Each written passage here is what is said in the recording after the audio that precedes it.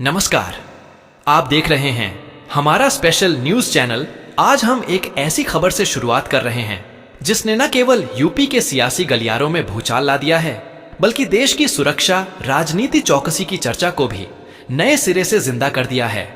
जी हां, मैं बात कर रहा हूं आजाद समाज पार्टी के राष्ट्रीय अध्यक्ष और नगीना सांसद चंद्रशेखर आजाद के हालिया इंटरव्यू और उससे उठे गंभीर आरोपों की। जो वीडियो और क्लेम्स सोशल मीडिया पर वायरल हो रहे हैं, उन्होंने चर्चा की दिशा बदल दी है। कानून व्यवस्था पर सवाल, राजनीतिक साजिश के संकेत और 2027 के विधानसभा चुनाव से पहले बनते राजनीतिक परिदृश्य पर असर। अब भी सबसे पहले यह स्पष्ट कर दें कि यह इंटरव्यू और इससे जुड़े वीडियो, क्लिप्स और प्रतिक्रियाएं सोशल मीडिया व न्यूज चैनलों पर तेजी से फैल रही हैं। कई चैनलों पर यह कवरेज उपलब्ध है और कुछ क्लिप्स वायरल भी हो चुकी हैं। दोस्तों, मुद्दा सीधे सादे शब्दों में यह है। चंद्रशेखर आजाद ने अपने इंटरव्यू में कहा है कि उनके ऊपर जानलेवा हमला हुआ था और जिन बातों का उन्होंने खुलासा किया है, उनसे ऐसा संकेत मिलता है कि यह हमला सिर्फ व्यक्तिगत बदनीयत नहीं था, बल्कि उनके पूरे आंदोलन और उनकी राजनीतिक सक्रियता को निशाना बनाने की कोशिश थी। उन्होंने कहा कि कुछ बड़े अफसरों और कथित तौर पर प्रशासन के कुछ हिस्सों की मंशा यह थी कि उन्हें केवल गिरफ्तार नहीं किया जाएगा, बल्कि एनकाउंटर कर दिया जाएगा। यही वह अचानक और भयंकर आरोप है जिसने राजनीतिक हलकों में भूचाल ला दिया है। अब मैं आपकी स्क्रीन पर स्पष्ट, तेज और कदम दर कदम यही बताऊंगा। क्या कहा गया, किसने कहा, किन इलाकों में गूंज है, और सबसे अहम, क्या यह सिर्फ आरोप हैं या इनके पीछे ठोस सुराग भी मौजूद हैं। आइए शुरुआत करते हैं एंगल बाय एंगल। खुलासा इंटरव्यू की प्रमुख बातें। हमें यह एनकाउंटर करना है, हमें मारना है। यह किसने कहा? चंद्रशेखर आजाद के हवाले से वायरल क्लिप में यह कथित बयान बतौर आरंभ हुआ। उन्होंने कहा कि उन्हें ऐसी बातें मिली कि किसी बड़े अधिकारी ने सार्वजनिक या निजी तौर पर कह दिया था, हम उन्हें सरेंडर नहीं करने देंगे, हम उनका एनकाउंटर करेंगे। आजाद ने इसे गंभीर आरोप बताया और इस पर सवाल उठाया कि किस सुराग के आधार पर ऐसी भाषा इस्तेमाल की जा रही थी। यह दावा सुनकर सुरक्षा और नैतिकता दोनों की बहस छिड़ गई है। इंटरव्यू में आजाद ने बताया कि जिस दिन उन पर गोली चली थी, सिर्फ 1 इंच का फर्क बाकी था कि अगर वो गोली उस पोजीशन पर लगी होती तो वह इतिहास बन चुके होते, यानी जान गंवाने जैसा काफी नजदीकी हादसा। उन्होंने स्पष्ट किया कि यह हमला सिर्फ व्यक्तिगत बदनामी नहीं था, बल्कि उनके आंदोलन को चुप कराने की कोशिश के बराबर था। आजाद ने कहा कि आरोपियों में से 4 लोगों को गिरफ्तार किया गया था, लेकिन आरोप पूर्ति, खुलासे और जांच में क्या हुआ, यह अस्पष्ट रहा। उन्होंने यह सवाल उठाया कि आखिर ऐसे मामलों में पारदर्शिता क्यों नहीं है और जनता को क्या बताया जा रहा है। बेल कैसे मिली? 1 साल में आरोपियों की रिहाई पर सवाल आजाद ने सवाल किया कि 1 साल के भीतर आरोपियों को बेल कैसे और किन आधारों पर मिल गई। क्या यह न्यायिक प्रक्रिया की कमी है या फिर कोई राजनीतिक दबाव? यह वही पॉइंट है जो सूचक बनकर सियासी संदेहों को जन्म देता है। इंटेलिजेंस रिपोर्ट और सुरक्षा क्या था? आधार। आजाद ने माना कि उन्हें सुरक्षा दी गई थी और इसका आधार एक इंटेल रिपोर्ट थी, पर उन्होंने यह भी कहा कि उसकी व्याख्या और एप्लीकेशन में भी सवाल हैं। क्या सुरक्षा सतही थी? क्या प्रशासन ने पूरी जिम्मेदारी ली? इन सारे सवालों ने घटना को सिर्फ हमला नहीं रहने दिया, बल्कि इसे सिस्टम बनाम नेता वाली लड़ाई का रूप दे दिया। दोस्तों, यह कहना गलत नहीं होगा कि इस इंटरव्यू ने यूपी की राजनीति के 3 स्तंभों, सुरक्षा, साजिश और चुनाव को एक साथ जोड़ दिया है। और जब 2027 विधानसभा चुनाव की घड़ी नजदीक आ रही है, तो हर छोटी सी घटना का राजनीतिक असर बड़ा बन जाता है। यहां पर कुछ पॉइंट ऐसे हैं जिन पर हमें रोशनी डालनी जरूरी है। सियासी संदर्भ 2029 की पटल पर यह क्यों महत्वपूर्ण है? चुनावी बाध्यताएं और विपक्ष की राह। चंद्रशेखर आजाद की बढ़ती राजनीतिक उपस्थिति और उनकी आवाज जो दलित आवाजों और निचले तबके के हितों पर केंद्रित रही है, 2047 में यूपी की सियासी तस्वीर को प्रभावित कर सकती है। ऐसे में अगर किसी राजनीतिक नेतृत्व पर हमले या कदम उठते हैं जो उन्हें जमीन से जोड़ता है, तो विपक्ष उसे भुनाने की कोशिश करेगा। बदले में सरकारों को सलाहियत से बचना होगा कि वे न्याय और कानून के नियमों का उल्लंघन न करें, क्योंकि हर ओवर एक्टिव कदम विपक्षी नैरेटिव को ताजा कर देता है। यहां पर न्यूज कवरेज और वायरल क्लिप्स का असर भी देखा जा रहा है। सुरक्षा बनाम राजनीतिक दांव। कानून का उत्तरदायित्व। अगर कानून व्यवस्था के नाम पर इंसान की जान को जोखिम में डाला जा रहा है या ऐसी धाराएं बन रही हैं जिनमें किसी नेता को एनकाउंटर की धमकी मिलती है, तो यह संवैधानिक जिम्मेदारी और मानवाधिकार की सीमाओं पर सवाल उठाता है। इसलिए अब सवाल यह है, क्या प्रशासन ने वैधानिक प्रक्रिया का पालन किया? क्या जांच ने पारदर्शिता दिखाई या फिर कुछ छिपाकर रखा गया है? सोशल मीडिया और ऑडियंस टेक्नोलॉजी के जमाने में वायरल क्लिप्स और शॉर्ट वीडियो किसी भी कहानी को मिनटों में बड़ा बना देते हैं, पर यही क्लिप्स अक्सर संदर्भ से हटकर भी फैलते हैं। इसलिए न्यूज रिपोर्टिंग और पब्लिक डिस्कोर्स के बीच महत्वपूर्ण फर्क बनता है फैक्ट चेक बनाम इमोशनल रिएक्शन। कई क्लिप्स और रील्स को लेकर फैक्ट चेकर्स ने चेतावनी भी जारी की है, पर असल संदर्भ जनता के दिमाग में पहले से बैठ चुका होता है। तो क्या यह अब एक रणनीतिक साजिश है या सिर्फ आरोप है? क्या यह हमला 2027 से पहले किसी राजनैतिक एजेंडा को आगे बढ़ाने की चाल है, या यह सिर्फ एक चेतावनी थी ताकि भविष्य में कोई और हमलावर कदम न उठे? आइए इन संभावनाओं को एक एक करके खोलते हैं, मिटाने की कोशिश नहीं, पर तार्किक और निष्पक्ष विश्लेषण के साथ। यह एक राजनीतिक साजिश है, लोगों के लिए फायदा, राजनीतिक सीरियल स्ट्रेटेजी।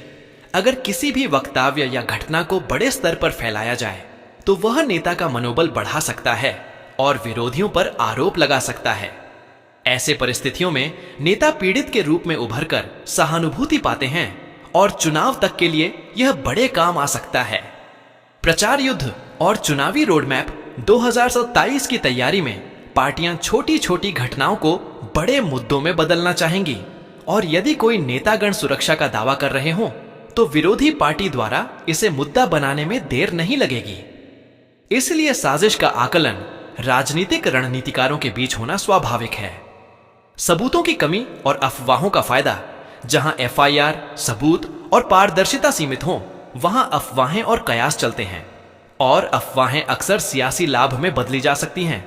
इसलिए साजिश की संभावना तभी से मजबूत होती है जब आधिकारिक जवाबदेही अस्पष्ट रहे। यह वास्तविक हत्या की साजिश थी, नजदीकी गोली और जान का सवाल। अगर सच में गोली इतनी नजदीक से चली कि 1 इंच से जान बची, तो यह सिर्फ राजनीतिक बयान नहीं बल्कि जीवन पर जीवन मामला है। ऐसे मामलों में जांच और सुरक्षा के तरीके पर कठोर सवाल उठते हैं। किन लोगों को संरक्षण दिया गया, किसने रिपोर्ट बनाई और क्या जांच निष्पक्ष है? इंटेलिजेंस अलर्ट और अनुपालन आजाद ने कहा कि उन्हें सुरक्षा मिली थी, इसलिए अगर इंटेल रिपोर्ट थी तो उसकी विस्तृत कॉपी, इंटेल के स्रोत और कार्रवाई का समय रेखा को सार्वजनिक किया जाना चाहिए, नहीं तो संदेह पैदा होना स्वाभाविक है। आरोपियों की गिरफ्तारी और बेल क्या हुआ?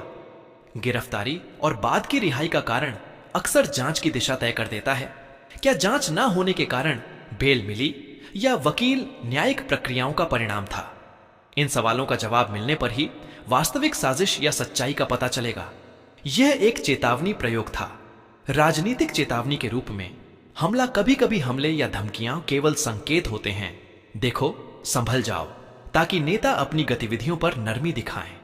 यदि यह सच है तो यह लोकतांत्रिक प्रक्रिया के लिए खतरनाक है, क्योंकि वह लोकतांत्रिक आवाजें दबाने का तरीका बन सकता है। सोशल इंजीनियरिंग और सार्वजनिक मनोविज्ञान। एक चेतावनी या छोटे हमले का सार्वजनिक असर बड़ा हो सकता है। लोग डरेंगे, सपोर्ट बेस में कमी आ सकती है और विरोध करने की ताकत घट सकती है। यह रणनीति विशेष रूप से तब प्रभावी होती है जब पत्रकारिता और सामाजिक संचार पर दबाव मौजूद हो। दोस्तों, इन तीनों संभावनाओं में से कौन सा सच के सबसे करीब है, यह तभी साफ होगा जब जांच, पारदर्शिता और स्वतंत्र मीडिया रिपोर्टिंग अपना काम करेगी। पर अभी के लिए जो साफ है वह यह कि मामला अब सिर्फ एक हमले का नहीं रहा, यह राजनीतिक युद्ध का हिस्सा बनकर उभर चुका है, और इसका असर 2027 के चुनाव पर साफ साफ दिखेगा। जांच पड़ताल, मीडिया, पुलिस और राजनीतिक प्रतिक्रियाएं, मीडिया कवरेज और वायरल क्लिप्स। जैसे ही यह इंटरव्यू सार्वजनिक हुआ, क्लिप्स और हाइलाइट्स सोशल प्लेटफॉर्म पर फैल गए हैं। कई चैनल्स ने साप्ताहिक और डिबेट शोज में इस विषय को रखा। कुछ ने फोटोज और पुरानी घटनाओं को जोड़कर विश्लेषण किया। यहां पर फैक्ट चेक रिपोर्ट्स ने भी चेतावनी दी कि कुछ क्लिप्स संदर्भ से हटकर वायरल हो रही हैं। पुलिस का आधिकारिक रुख कुछ रिपोर्ट्स में पुलिस ने माना कि हमला हत्या की नीयत से किया गया था। वहीं कुछ अफसरों ने सुरक्षा और जांच की प्रक्रिया के बारे में विभिन्न वक्तव्य दिए। प्रशासन के इस तरह के आधिकारिक वक्तव्यों से भी प्रश्न उठते हैं, क्या उन वक्तव्यों ने स्थिति को नियंत्रित किया या उल्टा शंका बढ़ाई? राजनीतिक पार्टियों की प्रतिक्रिया, विपक्ष ने सरकार से कड़ी जांच और जवाबदेही मांगी। वहीं सत्ताधारी दल ने कुछ जगहों पर कानून व्यवस्था की बात रखते हुए कहा कि किसी के खिलाफ बिना सबूत के आरोप नहीं लगाए जा सकते। राजनीतिक भाषण तेज हुए और सोशल मीडिया ट्रेंड्स ने मामले को और जलाया। नागरिकों के नजरिए से क्या जनता की आवाज दब रही है? यह प्रश्न बेहद संवेदनशील है। जनता चाहती है कि नेता सुरक्षित रहें, लोकतांत्रिक तरीके से काम करें और अदालतें तथा प्रशासन निष्पक्ष रहें। पर जब सुरक्षा संबंधी दावे और आरोप इतने भरे हों तो आम नागरिक का भरोसा लड़खड़ा सकता है। इसलिए पारदर्शिता, साक्ष्य और स्वतंत्र जांच की मांग नागरिकों की असल जरूरत बन जाती है। और चुनावी मौसम में यह भरोसा और भी महत्वपूर्ण हो जाता है, क्योंकि वोट वही देता है जो सुरक्षित, पारदर्शी और जवाबदेह शासन चाहता है। देखिए मित्रों, अभी भी बहुत कुछ अनसुलझा है, पर एक बात निश्चित है, 2027 की घड़ी आ रही है और हर घटना का राजनीतिक और सामाजिक असर गहरा होगा। चंद्रशेखर आजाद का यह इंटरव्यू, चाहे वह किसी भी कोण से लिया जाए, अब राजनीतिक विमर्श का हिस्सा बन चुका है। इससे जुड़ी हुई जांचें, रिपोर्टिंग और सार्वजनिक बहस ही बताएंगी कि यह घटना किस रूप में दर्ज होगी।